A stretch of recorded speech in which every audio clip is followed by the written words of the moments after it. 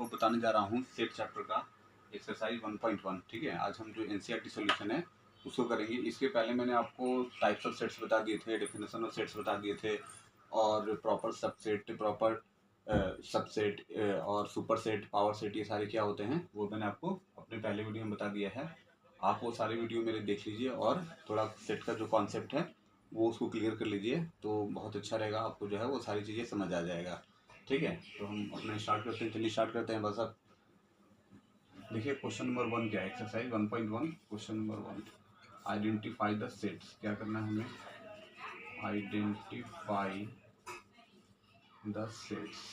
हमें ये पता करना है कि ये जो दिए हुए हैं क्वेश्चन वो सेट हैं कि नहीं है।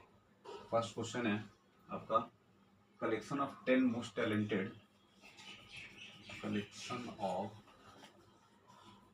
10 most talented batsman of the world. World का जो 10 मोस्ट टैलेंटेड बैट्समैन हैं उनका हमें एक सेट तैयार करना है। तो क्या ये एक वेल डिफाइंड ऑब्जेक्ट है? सबसे पहले आपको चेक करना होगा कि वेल डिफाइंड है कि नहीं। क्या चीज़ चेक करना होता है? Well defined.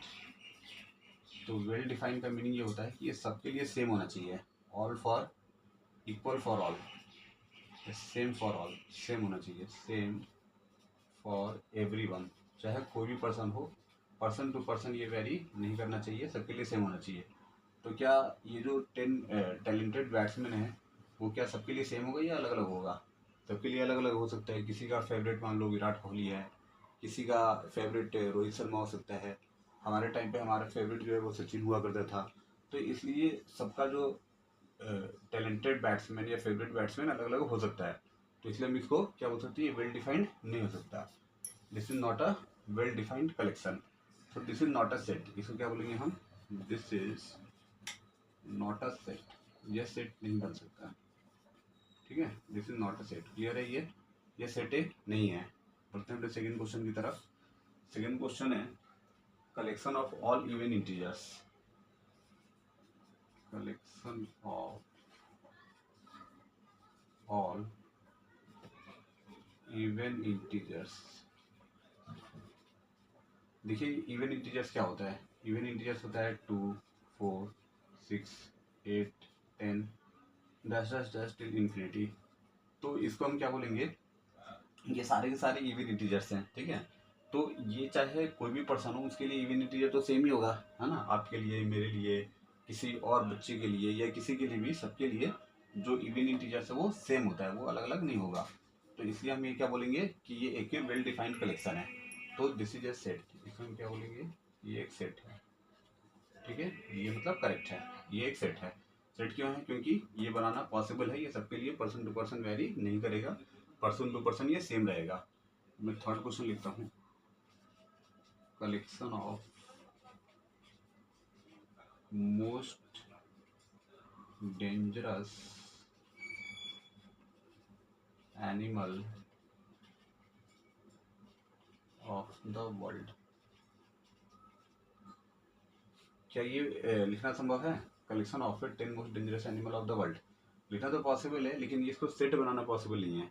ऐसा इसलिए क्योंकि ये एक वेल डिफाइंड ऑब्जेक्ट का जो फीचर होता है वो उसको पूरा नहीं कर पा रहा है। ऐसा इसलिए क्योंकि मोस्ट डेंजरस, किसी के लिए डेंजरस कुछ और सकता है, किसी को के लिए लिजर्ड डेंजरस है, किसी के लिए स्नेक डेंजरस है, किसी के लिए तो जो मॉस्किटो है वही डेंजरस हो सकता है। तो पर्सन टू पर्सन ये चीज़ जो है वो वेरी कर रहा है, मतलब अलग अलग हो रहा है। सबके लिए सेम नहीं कह सकते, ये नहीं बोल सकते कि सबका बिल्कुल सेम है, सबका फिक्स है। तो इसको हम क्या बोलेंगे, this is not a set, therefore this is not a set. ये सेट नहीं है। ठीक है, आपको समझ आ रहा है ये सारी चीज़ें? जल्दी से इसको कॉपी कीजिए। ये मैं अब इसको रब कर देता हूँ। ठीक है, सारे बच्चों का हो गया कॉपी, समझ आ गया क्या चीज़ क्या चल रहा है। ये क्वेश्चन नंबर 1 है, एनसीईआरटी एक्सरसाइज 1.1 क्लास 11। ठीक है, ये मैं मिटा रहा हूँ। अब हम क्वेश्चन नंबर 2 करेंगे। ठीक है, क्वेश्चन नंबर 1 हमारा कंप्लीट हो गया। अब हम आते हैं क्वेश्चन नंबर 2 पे। क्वेश्चन नंबर 2 है हमारा, क्वेश्चन नंबर 2।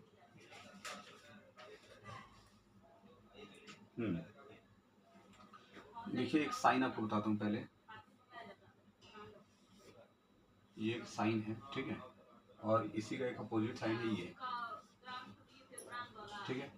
ये जो साइन है इसको हम बोलते हैं बिलोंग्स टू, इसको हम क्या बोलते हैं, बिलोंग्स टू। ये साइन है बिलोंग्स टू का।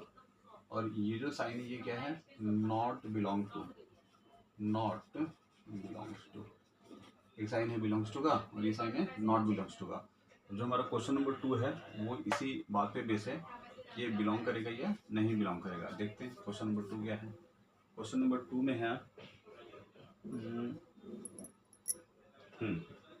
जैसे एक सेट गिवन है, like set A equal to 1 2 3 4 5 6 ऐसे दिया हुआ है। अब इसमें ये हमें देखना है कि जैसे लाइक 5 और यहाँ पे है डैश ए, ठीक है। अब यहाँ पे है ये 3 2, ये है डैश ए। इसी तरीके से है 7 डैश ए 0 सेट ए। अब ये बताना है आपको कि ये सारे जो है वो बिलोंग करते हैं या नहीं करते हैं। हम 5 देखते हैं, इसके अंदर है 5, हाँ बिल्कुल है इसके अंदर। तो इसका मतलब इसमें कौन सा साइन आएगा, ये बिलोंग्स टू का साइन आएगा, ठीक है। 3 2 हाँ ये भी मैचिंग है, तो इसका मतलब ये भी क्या आएगा, बिलोंग्स टू का साइन आएगा। उसी तरीके से 7 इसमें है नहीं है, तो इसमें क्या आएगा, नॉट बिलोंग्स टू का साइन आएगा। 0 0 है इसके अंदर नहीं है, तो ये बिलोंग्स टू का साइन होता है। अगर इसके अंदर होता है तो हम ये बिलोंग्स टू का साइन डालेंगे, और अगर इसके अंदर ये एलिमेंट मौजूद नहीं है तो हम बोलेंगे क्या साइन डालेंगे, नॉट बिलोंग्स टू का साइन डालेंगे, ठीक है। तो बिलोंग्स टू और नॉट बिलोंग्स टू बहुत ही ईजी कॉन्सेप्ट है। बिलोंग्स मतलब अगर उसके अंदर वो एलिमेंट है तब तो हम उसको बिलोंग्स टू में डाल देंगे, अगर वो एलिमेंट नहीं है तो हम उसको नहीं डालेंगे। जैसे एक और मैं एलिमेंट लिखता हूँ यहाँ पे 5, तो 5 मैंने लिखा, ठीक है। अब 5 से बिलोंग करता है कि नहीं, ए से। अब देखिए इसमें 5 तो नहीं दिख रहा आपको कहीं भी, बट ये भी इससे बिलोंग करता है, बिकॉज एवरी सेट कंटेन्स 5। हर एक सेट के अंदर क्या होता है, 5 का एलिमेंट होता ही होता है। तो क्वेश्चन नंबर 2 उम्मीद करता हूँ आपको बिल्कुल क्लियर हो गया होगा अच्छे से, सभी बच्चों ने उतार लिया, ठीक है, कोई डाउट नहीं है, मिटा दूँ इसको, ठीक है।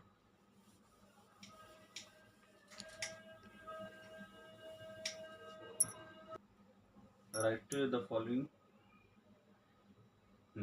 Roster form. देखिए अब हमें लिखना है क्वेश्चन नंबर 3 में, राइट इनटू रोस्टर फॉर्म। हमें क्या करना है, हमें इसको रोस्टर फॉर्म में लिखना है। मैंने अपने पिछले 2 वीडियो को छोड़कर जो पिछले वीडियो था उसमें मैंने आपको रोस्टर फॉर्म क्या होता है ये बताया था, ठीक है। रोस्टर फॉर्म क्या होता है, जैसे मान लीजिए हमने ऐसे लिख दिया 1 2 3 4 5 इस तरीके से लिख दिया, ठीक है। ये जो हमने इस तरीके से एक सेट बना के लिखा है, लाइक सेट ए, तो इसको हम बोलते हैं रोस्टर फॉर्म में लिखना, ठीक है। ये होता है रोस्टर फॉर्म।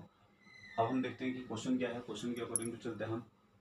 पहला क्वेश्चन है हमारा x6 such that is an integer, ठीक है।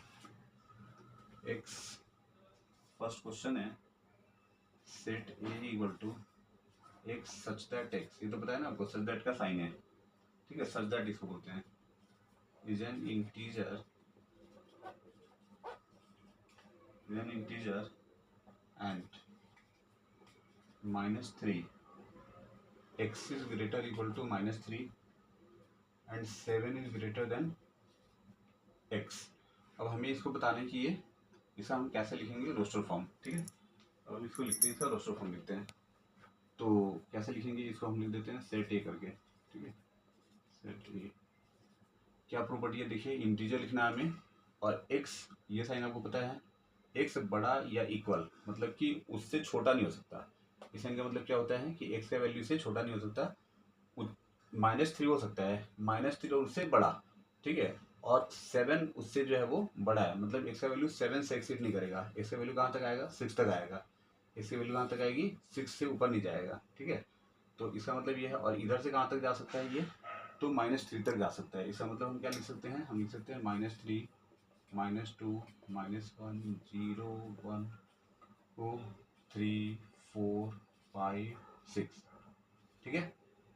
क्या हो सकता है हमारा ये -3 -2 -1 0 1 2 3 4 5 6, ठीक है 6 तक हम इसको लिख सकते हैं। और इस फॉर्मेट में जो हमने लिखा इसको हम क्या बोलते हैं, इसको बोलते हैं हम रोस्टर फॉर्म, ठीक है। रोस्टर फॉर्म मतलब बिल्कुल सिंपल, कुछ नहीं, उसको रो के रूप में लिख दीजिए कॉमा कॉमा डाल के। और क्या लिखना होगा, तो जो क्वेश्चन का फॉर्मेट है, क्वेश्चन क्या बोल रहा है, x इज ग्रेटर और equal to -3 and 7 is greater than x, तो हमें ये लिखना है। तो इसका मतलब x का वैल्यू जो है वो 3 से